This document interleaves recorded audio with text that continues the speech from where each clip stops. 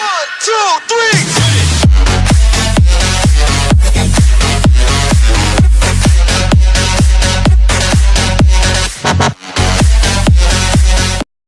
Hello guys, so samahan niyo po ako, magluto tayo ngayon, maggawa tayo ngayon ng tinatawag nilang oil bread or in Arabic is kubos Z. So guys, ang ingredients po nito is isusulat ko po sa description natin at babasahin nyo lang doon. Sorry na hindi ko na napakita kung paano ko ginawa yung dough. Isusulat ko na lang sa description guys kasi nagmamadali ako sa dami ng trabaho natin, so nakalimutan ko na.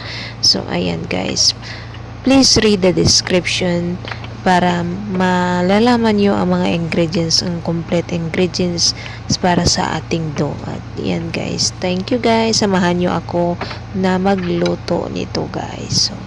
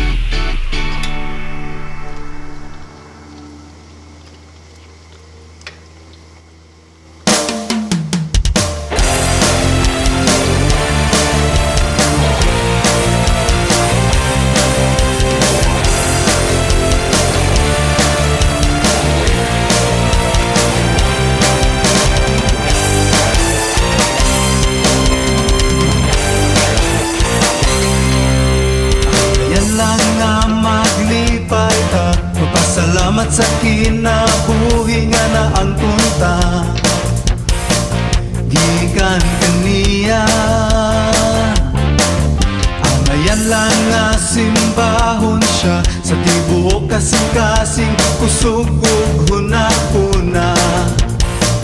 Himayaon siya, walay pagkabal, hindugma niya nagpabilin. Walay paglupad ang iyang pagtagal. Walay pagkabal, hindugma niya nagpabilin. Walay paglupad ang iyang pagtagal. Maluluwas ka, malalaban pa, di pa nalipod ka sa tanan mong hinigugma. Maluluwas ka, malalaban pa, di pa nalipod ka sa tanan mong hinigugma.